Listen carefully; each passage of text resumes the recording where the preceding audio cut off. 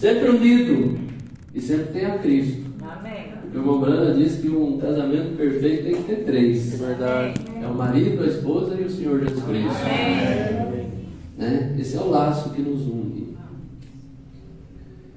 E agora, para fazer um dos dois, ele os pôs como qualquer grande escultor em um lugar. Era preciso, um escultor não faria uma grande obra-prima para colocá-la em algum beco ou escondê-la detrás do edifício. Como nos disse nosso Senhor, um homem não acende uma candeia para colocá-la debaixo de um alqueire.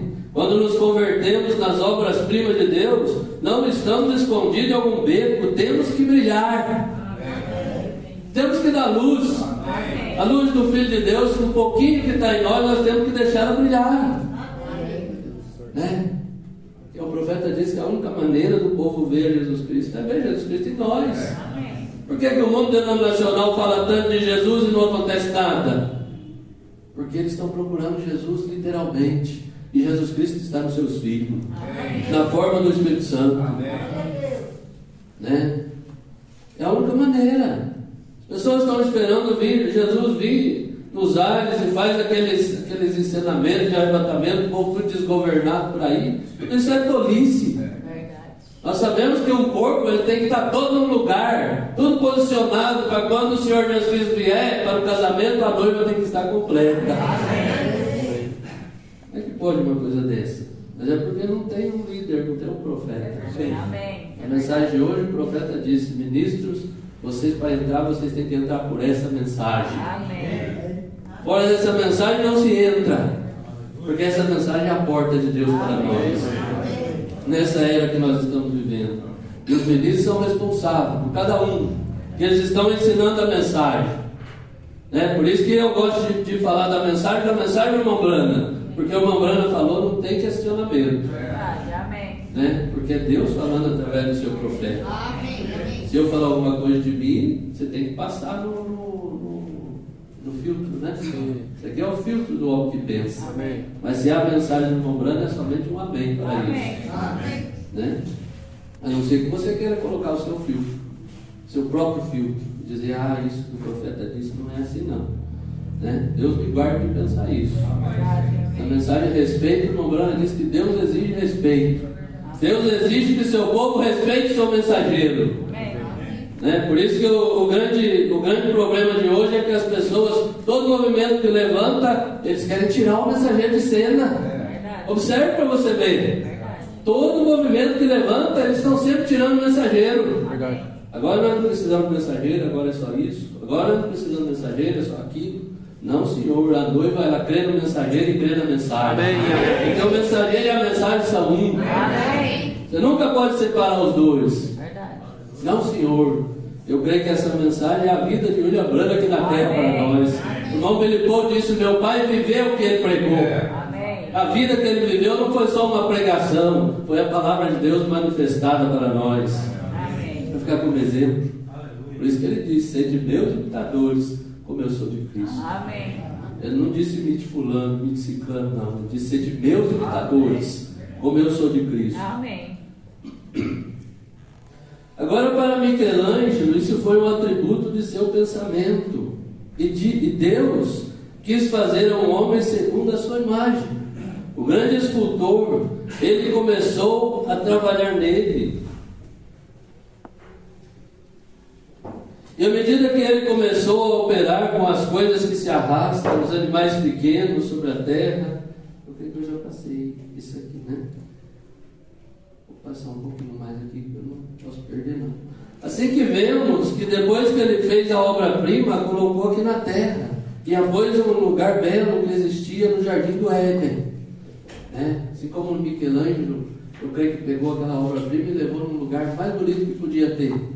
Né? Assim Deus, quando fez a obra-prima, ele colocou no lugar mais belo que existia. Lá no Jardim do Éden.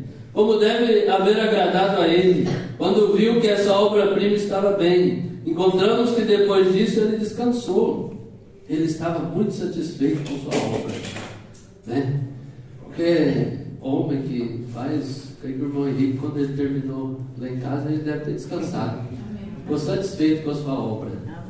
Cada homem que trabalha, quando ele faz um serviço bem feito, ele fica satisfeito.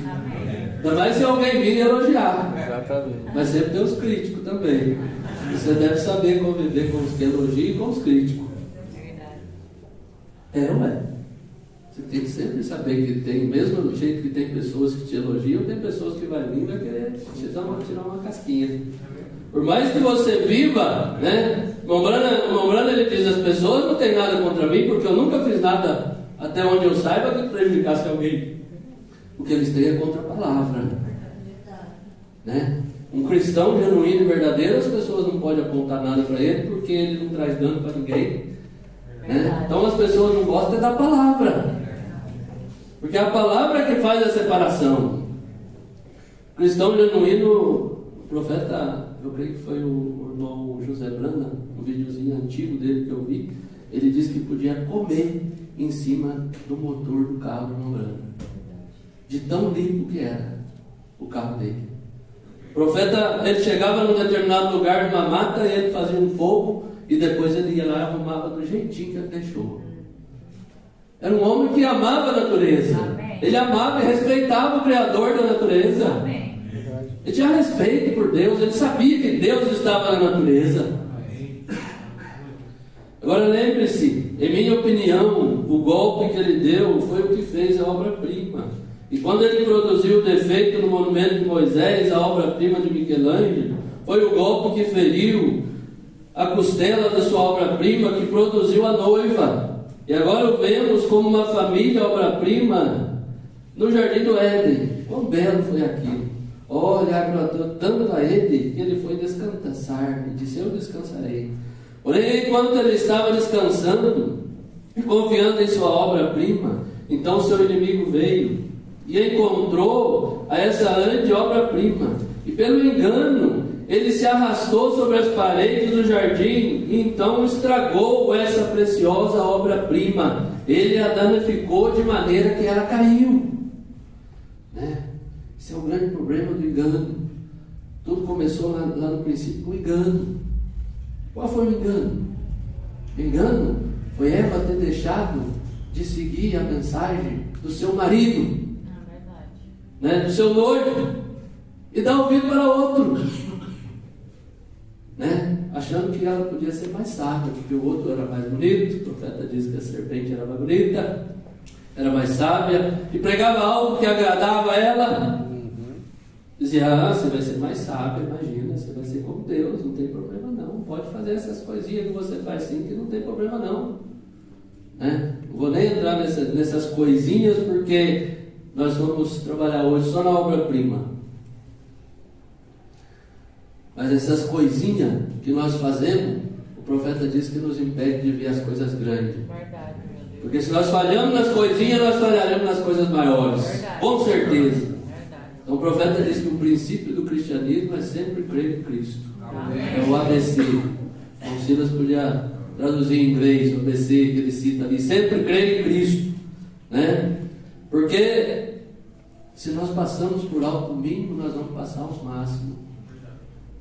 Agora notem, então essa obra-prima, quando Satanás tocou o enganador, atravessou a parede e copiou essa obra-prima, porque da forma em que ele o fez, como o fez? Entrarei mais em detalhes sobre isso. Como foi que ele fez essa obra-prima? Estava cercada pela palavra de Deus.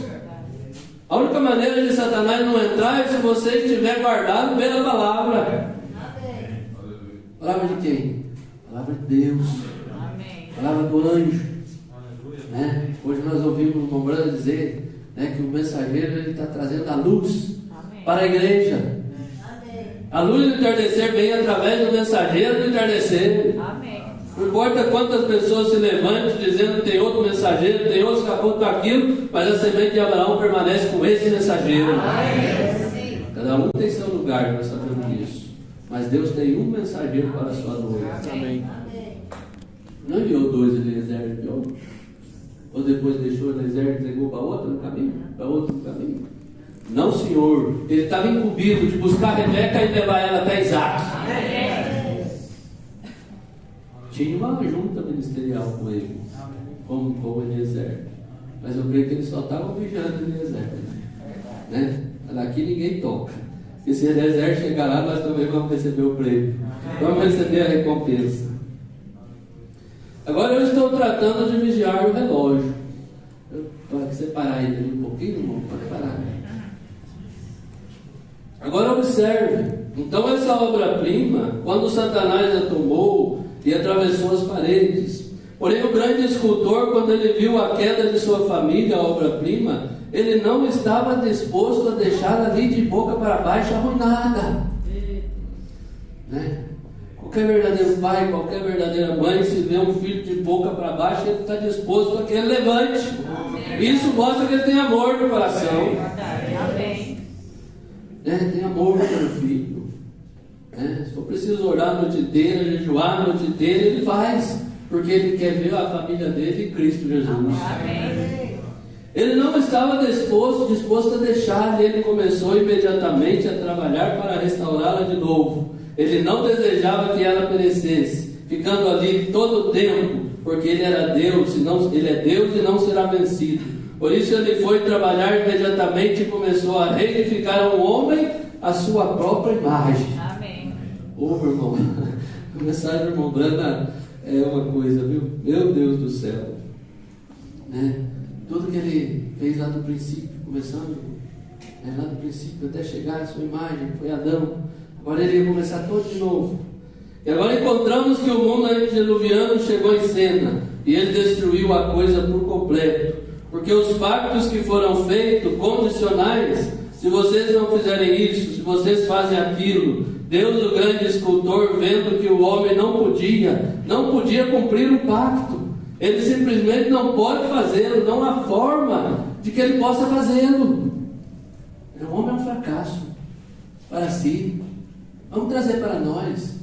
Quantas vezes nós falamos para Deus, Senhor, eu não vou fazer isso. Quando você está fazendo? Graças a Deus que eu creio que eu estou no pacto de Abraão. É um pacto pela graça, não é pelo que eu faço, é porque que ele fez por nós. Se for pelo que eu faço, meu irmão, eu não tenho nem chance. E ninguém tem chance. Porque a Bíblia diz que todos caíram e todos estavam destituídos da glória de Deus. Então a nossa graça, a nossa glória está em Cristo Jesus. Por isso que Paulo disse: se tem algo que me gloriar, me gloriarei em Cristo Jesus. Se tem alguém que tinha que crer na graça, era Paulo. Todos têm que crer. Mas como é que aquele homem entrasse se não fosse a graça de Deus? Verdade. Mas chegou no momento que ele falou: a tua graça me basta. Amém. Os açoites não me importam, as lutas não me importam, e nada mais me importa. A tua graça me basta. Amém. Glória a Deus. Porém, observe, irmã, observe você mesma, e somente seu desejo que você trata de fazer. Se você realmente ama o Senhor, você trataria de servir a Ele de todo o seu coração. Falar: eu amo meu marido. E você vê uma pessoa passando na rua, está olhando para ela. Eu amo minha esposa, e você vê uma outra mulher que está olhando para ela. Isso mostra que seu coração não está correto. E se você olha para as coisas do mundo, isso mostra que o coração nosso não está correto com Cristo. Porque se nosso amor é para Ele, nós vamos olhar somente para Ele. Podemos ser pegos em alguma falha. Porque quando nós estivermos aqui, nós vamos cometer falha. Mas nós não saímos tramando as coisas. Hoje eu vou fazer isso, hoje eu vou fazer aquilo. Não, senhor. Não, senhor. Nós podemos até ser pego, como eu creio que todo homem é pego. Mas no nosso coração nós queremos estar certo com Cristo Jesus. Isso mostra que há um sacrifício para você e para mim. Aleluia. O profeta disse: se você faz as coisas intencionalmente, não há sacrifício para você.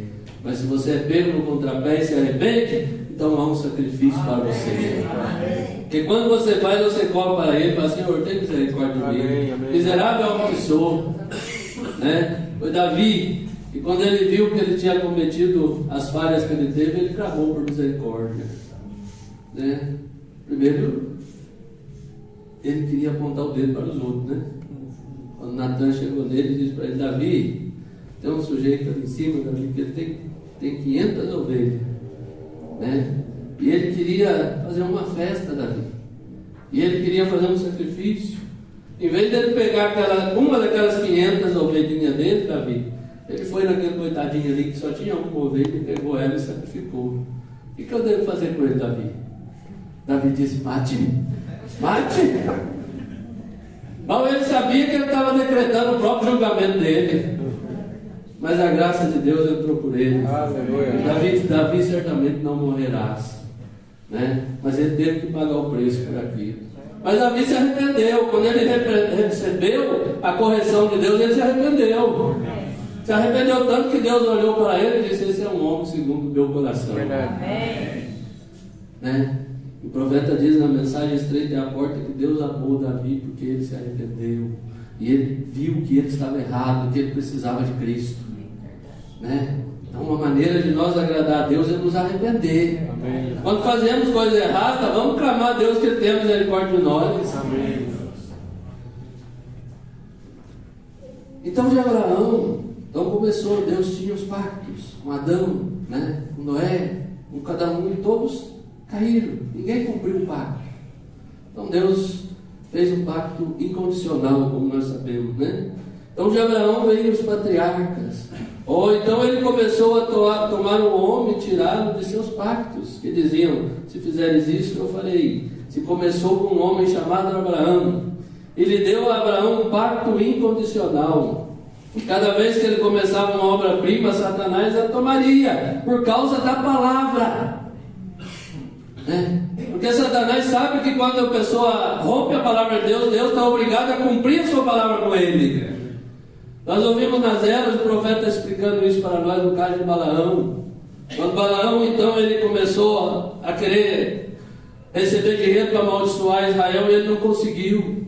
No capítulo 24 do livro de Números em diante, 22 do livro de Números em diante, aqueles que quiserem acompanhar toda a história de Balaão ali.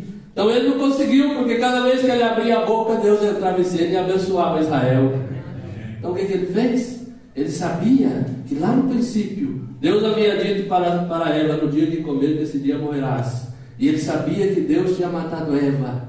Então o que ele fez? Ele, junto com Balaque, convidou todo Israel para uma festa. E ali o povo de Israel, estando ali, começou a festa, e eles começaram a cometer fornicação com as mulheres moabitas. Então Deus foi obrigado a trazer julgamento para Israel. Satanás é astuto. Ele sabe que se você ficar com a palavra de Deus, nunca Satanás vai poder te colocar a mão em você. Mas quando você quebra a palavra de Deus, então ele pode chegar na presença de Deus e dizer: ele deixou a palavra de Deus, agora eu tenho direito de pôr a mão nele. Né? Então que Deus tenha misericórdia de nós, para nós permanecer com a palavra de Deus. E Deus tem que cumprir a sua palavra. Porque ele disse que, o Brano disse que se ele não cumprir a sua palavra, ele tem que levantar Eva lá atrás e pedir perdão. Tem que levantar o dia de Sodoma e Gomorra e pedir perdão. Tem que levantar o dia de Noé e pedir perdão. Se essa geração que nós temos hoje passar impune. Né? Então com Deus não existe acepção de pessoa. O Tiago que disse isso, né? Não tenhais a fé de nosso Senhor Jesus Cristo em acepção de pessoa. Lá naqueles dias eles estavam dando preferência. O profeta disse: estava agradando mais uns, mais ricos, estava agradando outro.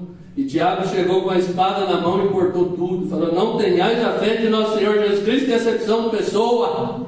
Porque nosso Deus, quando Ele veio, Ele não fez acepção de ninguém. Então nós não devemos fazer acepção de ninguém. E devemos sempre mostrar a palavra. Se você quiser ser abençoado por Deus, permaneça com essa palavra. Esse é o único lugar de segurança que nós temos. Eu não vou chegar nem na metade.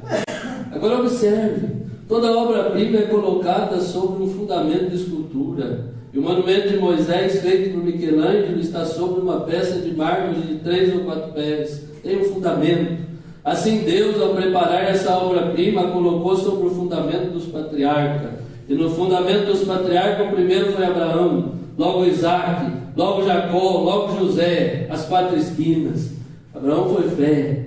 Fé sempre é o fundamento. Amém. Nós não vamos chegar, mas da mesma forma que Deus colocou um fundamento em Abraão, né? Ele começou a edificar as 4 colunas e colocou um corpo. E aquele corpo era os profetas. E depois veio a pedra de coroa. que era Jesus Cristo. Amém. E no nosso dia ele fez o mesmo programa de novo. Uma pena que nós não vamos chegar nisso completamente. E agora Abraão foi o fundamento de fé. Digamos que teve 4 fundamentos. O fundamento de fé foi Abraão. O fundamento do amor foi Isaac. O fundamento de graça foi Jacó. A graça de Deus para Jacó. Qualquer um sabe isso. Porém José foi a perfeição. Sobre aquilo foi onde ele pôde colocar o monumento. Não sobre o primeiro fundamento, nem sobre o segundo, nem o terceiro. Porém sobre o 4º fundamento. Abraão tipificou a Cristo, com certeza. Isaac também em amor. Abraão tipificou em fé. Isaac em amor. Jacó tipificou por graça, porque Jacó significa enganador. E isso é o que ele era. Porém a graça de Deus foi com ele. Amém. Sempre a graça de Deus. Amém. A lei não salva ninguém. O que nos salva é a graça. A lei somente te mostra para você que você é um pecador. E não existe saída. O assunto é cumprir a pena, só isso. Mas a graça nos tira. Por isso que o irmão Bruno diz: eu sou graça do pé da cabeça. Amém. E eu também sou graça do pé da cabeça. Não existe uma graça de lei em mim. Não existe um pingo de lei em mim, nem um pingo de legalismo. Eu creio que a graça é o que nos leva na presença de Deus. Agora eu creio que a graça produz uma vida cristã. Amém. Pelos seus frutos o conhecereis. Se você tem a graça ou não. Se eu tenho a graça ou não. Porém, quando se chega a José, não há nada contra ele. Somente um pequeno ponto. Porque o fundamento também tem que ser uma obra-prima. Esse ponto foi quando ele disse a seu pai, o profeta: diga a Faraó que teu povo cria gado, que não são pastores. Porque um pastor é uma abominação aos egípcios. Hoje quase que o pastor está quase na mesma situação. Mas eu ainda creio que Deus tem verdadeiros pastores aí. Pastor de ovelha, que era abominação para os egípcios, era pastor de ovelha. Pastor de gado não. Pastor de cabrito talvez não. Mas o pastor de ovelha é uma abominação. Porque o pastor de ovelha vai dar alimento de ovelha para o povo. E o povo fica revoltado quando você fala alguma coisa que vai contra o alimento que eles estão comendo. Hoje nós vimos o profeta falar do gato, Ele até falou ali que tem temor de gato. Eu também não gosto de gato. Eu já não gostava. Quando eu vi o profeta falar que não gostava, eu falei: alguma coisa tem gato. Eu nunca vi o profeta falar que não gosta de nada. Ele falar que não gosta de gato. Então, ele falou que o gato é como... Ele cita o exemplo como os pentecostais. Mas eu creio que esses pentecostais estão aí por dentro da mensagem mesmo. Quando você vai raspando o pelo dele do lado do pelo, você não vê nada. O gatinho está lá, todo sorrindo para você, maravilha. Aí quando você raspa o contrário, assim começa a aparecer o sujeiro, o gato já arrepia todinho. E é exatamente assim. Porém, quando o velho profeta esteve ante Faraó, ele disse: teus servos são pastores. Se ele tivesse dito isso quando ele era Jacó, com certeza ele ia falar, Mas aqui ele disse quando ele era já convertido. Era Israel. Uma pessoa convertida, ela não fala mentira para os outros. Porque o pai da mentira é Satanás. E nós não queremos nada a ver com Satanás. Amém, é verdade. Então Jacó disse: eles são pastores. Assim que aquilo feriu, Por isso é que ainda é uma obra-prima. Agora os fundamentos foram colocados através de fé, amor, graça até a perfeição, por meio dos patriarcas. Agora o corpo, certo que ele colocou o fundamento. Agora o corpo que formou a obra-prima, essa grande obra-prima, foram os profetas, o qual foram a palavra. Eu espero que vocês possam ler isso. Os profetas, não as leis, os profetas, porque os profetas foram a palavra vindicada, os quais formam o corpo, não os patriarcas, porém os profetas, eles eram a palavra. E finalmente, como ele começou ali no dia de Moisés e veio através dos patriarcas, a cada um, finalmente construindo o corpo, aproximando mais o tempo todo, e o maior de todos eles foi João. A Bíblia diz isso, Jesus o disse: não tem ninguém nascido de mulher tão grande como João Batista, porque ele era aquele que introduzirá a palavra. E então finalmente veio a grande cabeça, a cabeça de tudo, e o resto do corpo somente falava da cabeça, somente estava apontando para uma cabeça que viria.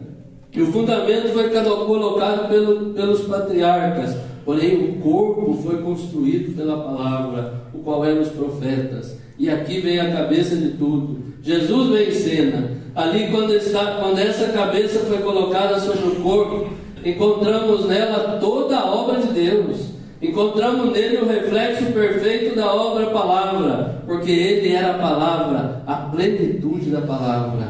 Agora Deus tem novamente uma obra-prima perfeita. Que coisa maravilhosa, né? Cada um vem falando uma coisa, e hoje cada um vem, Martinho Lutero, justificação, depois Wesley trazendo a santificação, depois os pentecostais trazendo a restauração dos dons. Porém, eu creio que quando veio o William Branham, ele trouxe a plenitude da palavra de Deus. E Deus, mais uma vez, tem uma obra-prima sendo aprontada para o casamento. Vamos ver só um pouquinho aqui na frente, só para você ver. É que todos são familiarizados com essa mensagem, né? Mas eu gosto dessa partezinha aqui.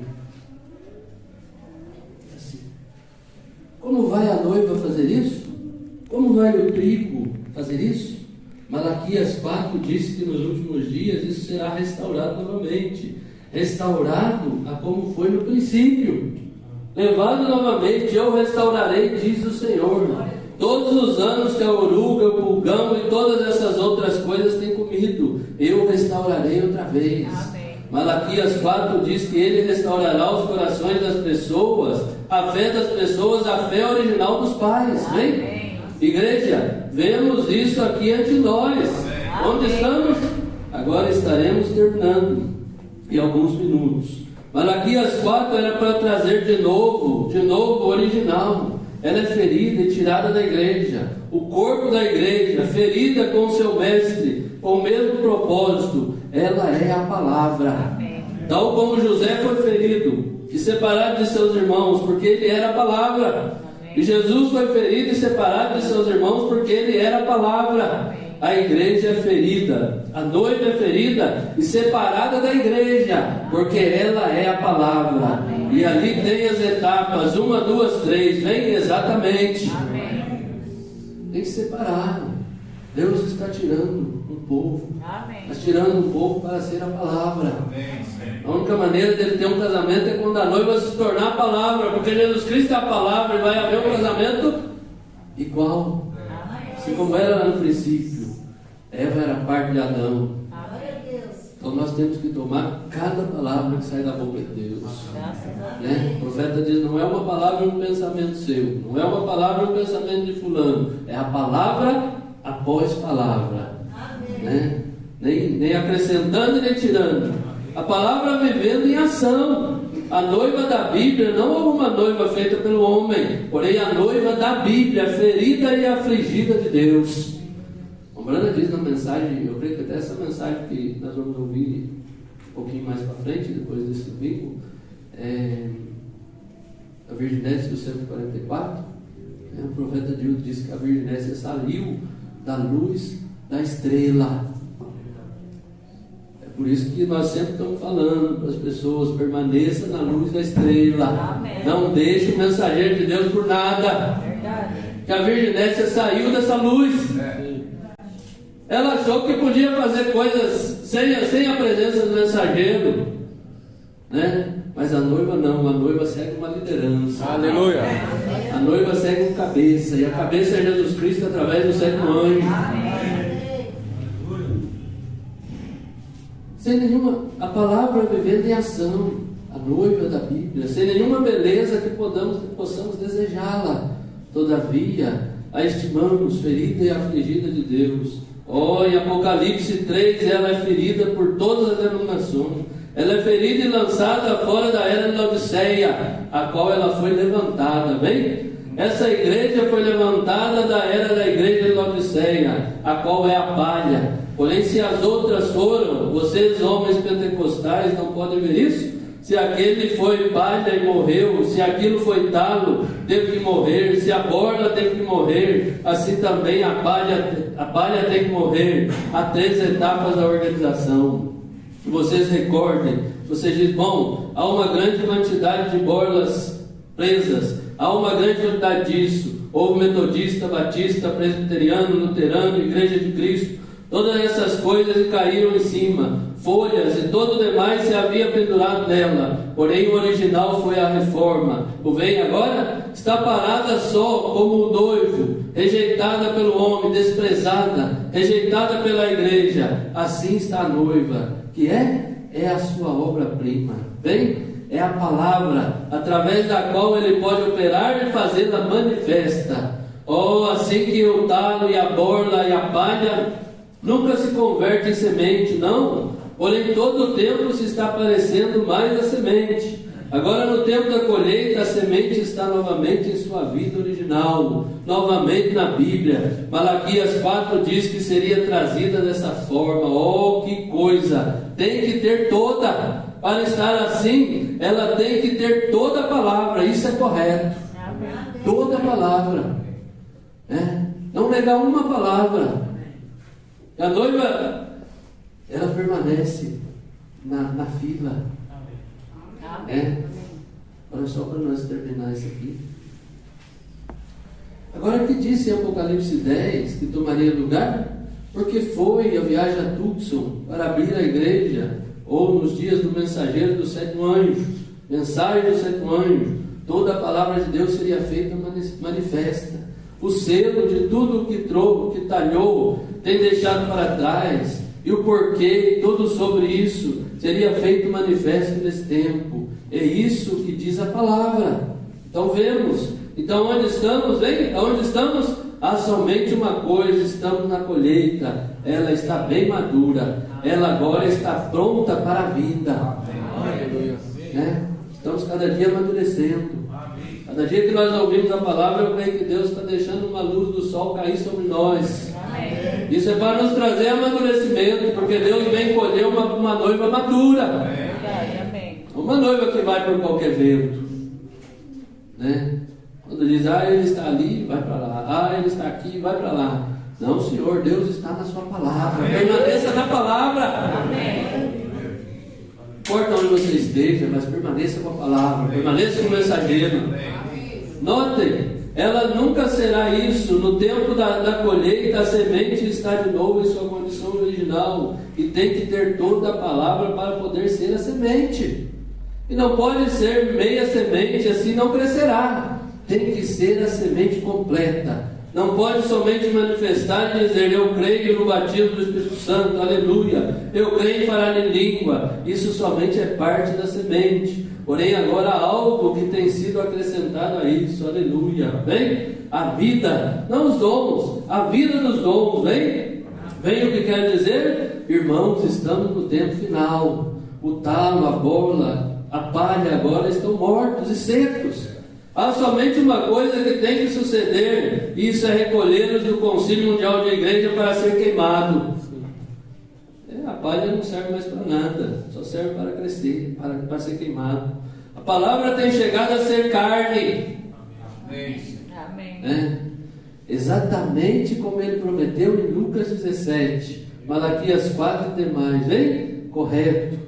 Toda a verdadeira vida que estava no talo, na borla e na palha, agora está reunido na semente, pronta para a ressurreição, pronta para a colheita.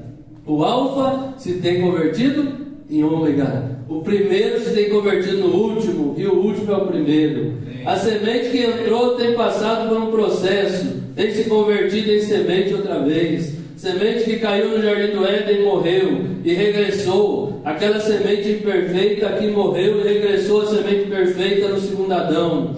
A primeira Eva que caiu e foi usada na segunda reforma, segunda vinda, como dar à luz a um filho. Agora tem convertido na verdadeira noiva outra vez. A semente de novo com a palavra original. O alfa e o ômega são o mesmo. Ele diz, eu sou o alfa e eu sou o ômega. É o mesmo ministério. Ele não disse nada entre os dois, Ele não disse no meio das eras. Ele disse só o primeiro e o último. O alfa e o ômega, o primeiro e o último. O primeiro ministério e o último ministério são iguais. É o mesmo ministério. Não existe diferença. Qual a diferença, como nós estamos falando? é só o corpo físico. Mas o que tocou o ministério de Jesus era o Logos. Ele disse: não sou eu que faço as obras, é o Pai que mora em mim. O William Branham não morava, mas ele manifestava através de William Branham. É a manifestação do Filho do Homem, através de um profeta, mas é o mesmo Deus tocando o ministério. Então, meu irmão, se você deixa um anjo, você está sem luz. Verdade. Aí o assunto vai ficar feio, porque o que vem pela frente é trevas. A primeira mensagem, a segunda e a última mensagem são a mesma coisa. Eu estive no Alfa e eu estou no Ômega. Haverá um dia que não poderá ser chamado nem dia nem noite, porém, ao cair da tarde haverá luz. Alfa e Ômega tem chegado a ser o primeiro e o último. Oh, irmão, poderíamos ficar horas nisso. Então esse é o ministério que nós queremos. Aleluia. É o mesmo ministério que um dia teve lá na pessoa do Senhor Jesus Cristo. E hoje manifestando para nós. O profeta disse que se ele manifestasse lá e deixasse nós sem essa manifestação, não seria correto. Não, Senhor. Nós tínhamos que ter essa mesma manifestação. Deus manifestado em carne, fazendo as mesmas obras que ele fez lá, e fazendo maiores obras. Era outra mensagem que nós íamos falar sobre isso, né? A confirmação da comissão, né? Deus fazendo maiores obras, né? Quando Deus, o profeta diz na mensagem, o sinal lá no finalzinho, que é que o que Israel viu, Deus fez de abundância, mais além ali em Jeffersonville. Por isso que a punição para os Estados Unidos é que todo mundo vai ser feio, mas começar ali com Los Angeles.